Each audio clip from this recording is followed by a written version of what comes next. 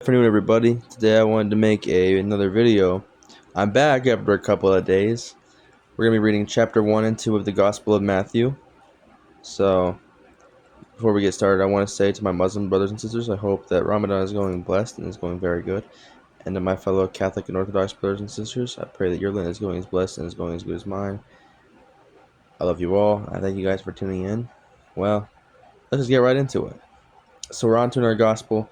We're on to Matthew, who's a disciple.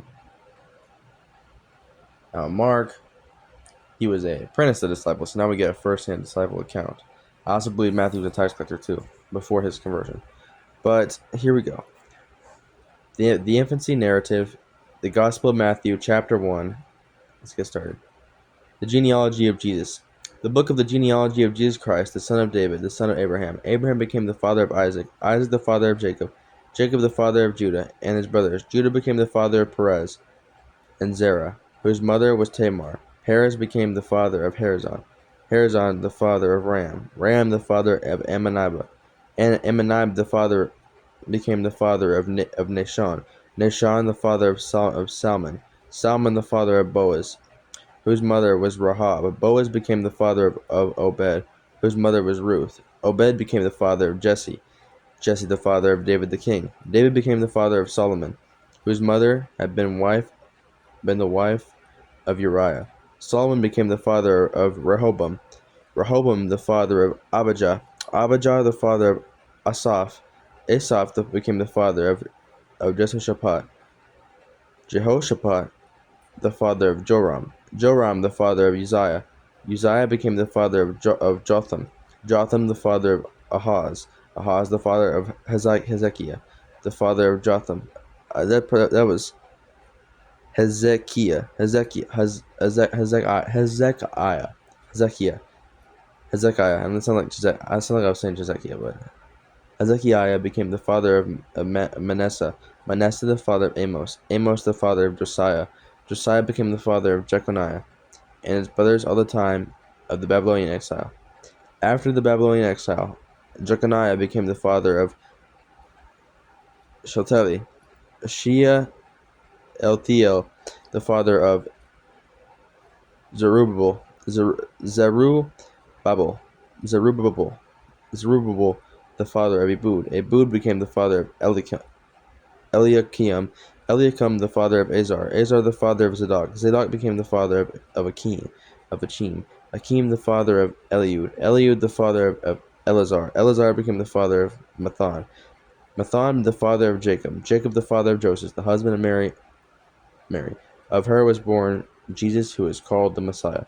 Thus, the total number of generations from Abraham to David is 14 generations. From David to the Babylonian exile, 14 generations. From the Babylonian exile to the Messiah, 14 generations. It's a lot of names. I probably butchered some of the pronunciation of those, but just shows how much connection that Jesus has with the Old Testament, and those Old Testament, because obviously is related to him. I believe Mary was also related to David's family.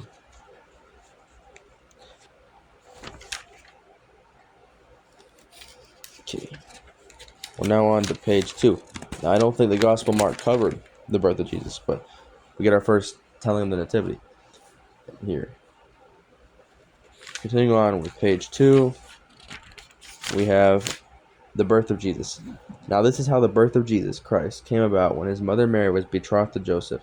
But before they lived together, she was found with child through the Holy Spirit. Joseph, her husband, since he was a righteous man, yet unwilling to expose her to shame, decided to divorce her quietly. Such was his intention when, behold, the angel of the Lord appeared to him in a dream and said, Joseph, son of David, do not be afraid to take Mary, your wife, into your home, for it is through the Holy Spirit that this child has been conceived in her. She will bear a son, and you are to name him Jesus, because he will save his people from their sins. All this took place to fulfill what the Lord had said through the prophet. Behold, the virgin shall be with child and bear a son, and they shall name him Emmanuel, which means God is with us. When Joseph awoke, he did as the angel of the Lord had commanded him, and took his wife into his home. He had no relations with her until she bore a son, and he named him Jesus. The visit of the Mag. When Jesus was born in Bethlehem of Judea, in the days of King of the Magi, the Magi, I said Mag, the Mag.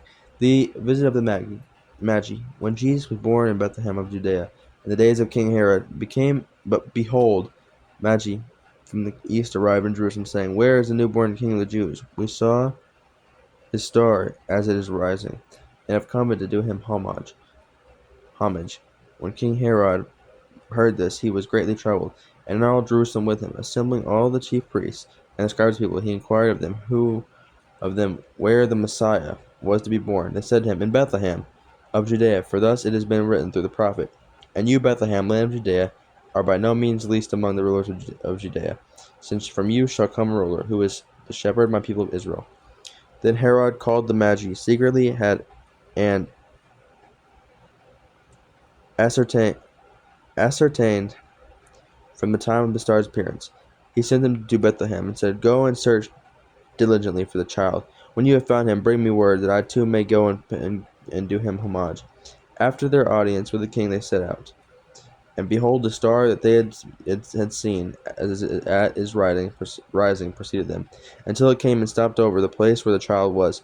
They were overjoyed at seeing the star, and on entering the house they saw the child with Mary his mother. They prostrated themselves and did him homage. Then they opened their treasures and offered him gifts of gold, frankincense, and myrrh. And having been warned in a dream not to return to Herod, they departed for their country by another way. The flight to Egypt. When they had departed, behold, an angel of the Lord appeared to Joseph in a dream and said, "Rise, take the child and his mother, flee to Egypt, and stay there until I tell you. Herod is going to search for the child to destroy him." Joseph rose and took the child and his mother by night and departed for Egypt. He stayed there until the death of Herod, that what the Lord had said through the prophet might be fulfilled. "Out of Egypt I called my son." The massacre of the infants. When Herod realized that he had been deceived by the Magi, he became furious. He ordered the massacre of all the boys in Bethlehem and its vicinity, 2 years old and under, in accordance with the time he had ascertained from the Magi. Then was fulfilled what had been said through Jeremiah the prophet. A voice was heard in Ramah, sobbing and loud lamentation, Rachel weeping for her children, and she would not be consoled, since they were no more. The return from Egypt. When Herod had died, behold, the angel of the Lord appeared in a dream to Joseph in Egypt and said, "Rise, take the child and his mother, and go to the land of Israel, for those who sought the child's life are dead." He rose, took the child and his mother, and went to the land of Israel. But when he heard that Archelaus was ruling over Judea in place of his father Herod, he was afraid to go back there, and because he had been warned in a dream, he departed for the region of Galilee. He went and dwelt in a town called Nazareth, so that what had been spoken through the prophets might be fulfilled: "He shall be called a Nazarene." So there we go. We got the infancy narrative. I don't think the Gospel Mark had that. It was pretty good to get to read it. And it's good to be able to read the Gospel again. It's been over a week since we finished out. Last week, I think that's 2 Sunday ago. So it's been good to be back, and I really appreciate you guys staying there. You guys are really a blessing to me as my audience. I'm extremely appreciative of you guys every day. I thank the Lord I have you guys in my life, and I also want you to remember the Lord is always with you. God bless. Stay safe, and I'll see you in the next one.